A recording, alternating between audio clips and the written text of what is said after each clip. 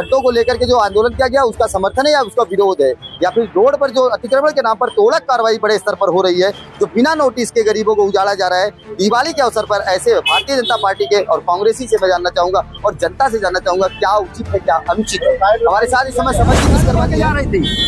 जितेंद्र ठाकुर का धंधा बंद हो गया, दुकान बंद हो गई है और शायद ये चुनाव आ रहा है ना नगर पालिका का, इनकी औकात मालूम पड़ जाएगा कैसे जीतते हैं कैसे जिताते हैं। तो भारतीय जनता डाइवर्ट किया जा रहा है, ये भाजपा वाले लोग डाइवर्ट किया जा रहा है, सिंधे गुट वाले लोग डाइवर्ट किया जा रहा है, खड्डे के मुद्दे को डाइवर्ट किया जा रहा है ना। यहाँ ट्रैफिक, इनका आरोप है कि खड्डे का मुद्दा जो बहुजन विकास आघाड़ी की तरफ से उठाया गया है उस मुद्दे में सैकड़ों हजारों लोगों ने सहभागिता निभाई।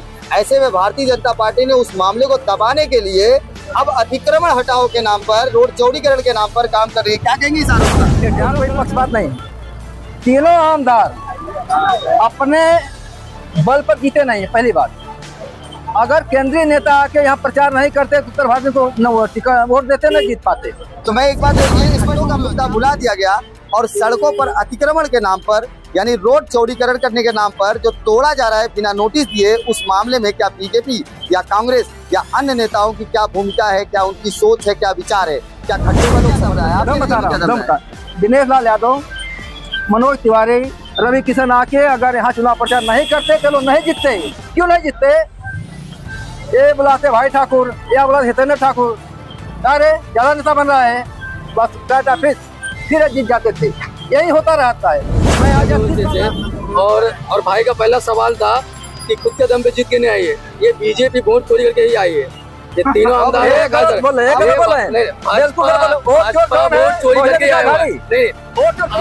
News live the social media news platform, please subscribe and share. नमस्कार दोस्तों, आप देख रहे हैं इंकलाब न्यूज़ लाइव में फारूक साहब। सिटी सर्वे की रिपोर्ट में वसई विरार में एक बात बहुत ट्रेंडिंग से चल रही है कि एक तरफ खड्डों के लेके बहुजन विकास आघाड़ी ने आंदोलन किया और उसी के बाद खड्डों का मुद्दा भुला दिया गया और सड़कों पर अतिक्रमण के नाम पर यानी रोड चौड़ीकरण करने के नाम पर जो तोड़ा जा रहा है बिना नोटिस दिए, उस मामले में क्या बीजेपी या कांग्रेस या अन्य नेताओं की क्या भूमिका है, क्या उनकी सोच है, क्या विचार है? क्या खड्डों का लोग समर्थन करते हैं या खड्डों को लेकर के जो आंदोलन किया गया उसका समर्थन है या उसका विरोध है, या फिर रोड पर जो अतिक्रमण के नाम पर तोड़क कार्रवाई बड़े स्तर पर हो रही है, जो बिना नोटिस के गरीबों को उजाड़ा जा रहा है दिवाली के अवसर पर। ऐसे भारतीय जनता पार्टी के और कांग्रेसी से मैं जानना चाहूंगा और जनता से जानना चाहूंगा क्या उचित है क्या अनुचित है। हमारे साथ इस समय समरजीत विश्वकर्मा जी हैं।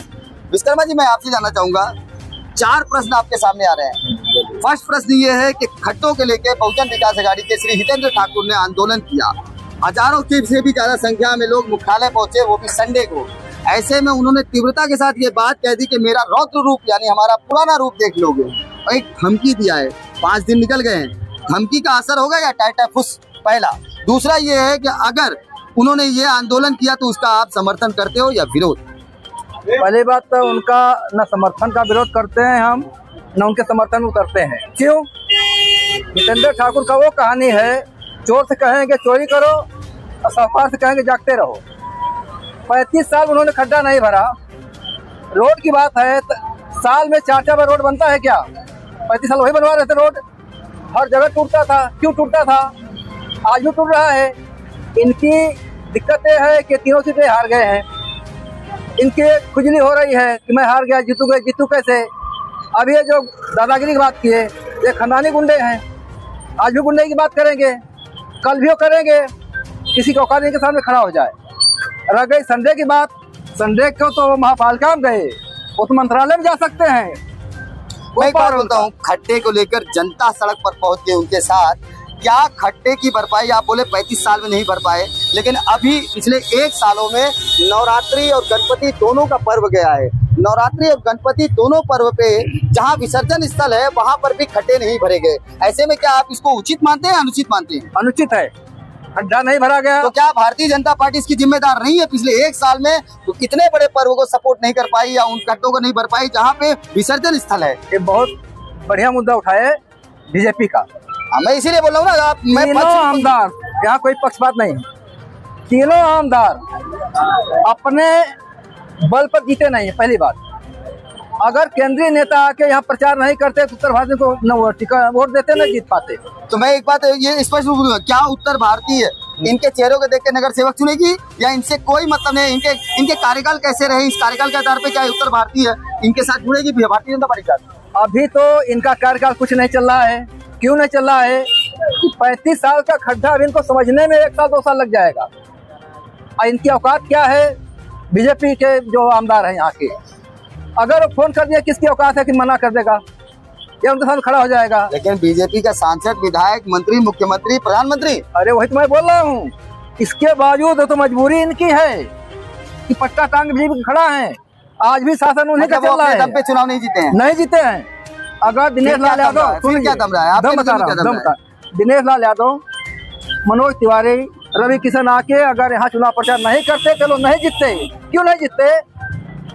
ये बुलाते भाई ठाकुर या बुलाते हितेंद्र ठाकुर, अरे ज्यादा नेता बन रहा है, बस फिर जीत जाते थे। यही होता रहता है। मैं आज 30 साल से हूँ। खट्टों का विरोध है, यानी उन्होंने खट्टों का आंदोलन गलत किया? उन्होंने गलत नहीं किया, हाँ, मगर संडे को जाकर उन्होंने अपना रूप ये दिखा दिया, असली औकात ना दिखाए।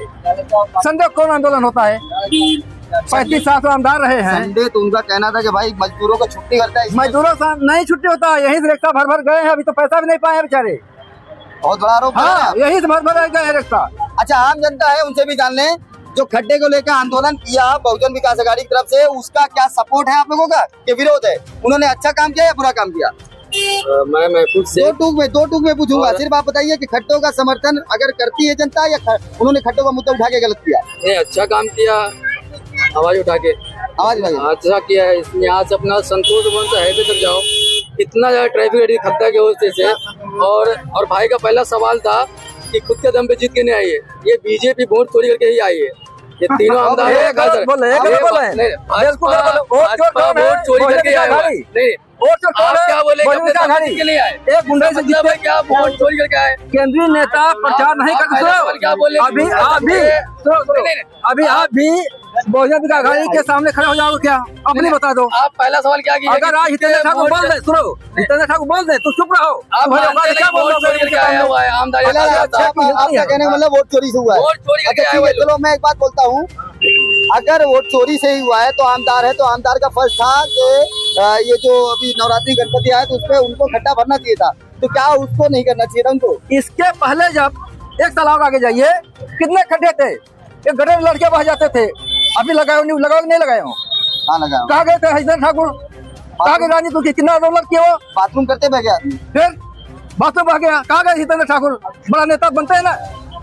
आज खड्डे के लिए तुम जा रहे हो, दिखा रहे हो, नौटंकी कर रहे हो। आदमी बह गया, माँ बेटे बह गए।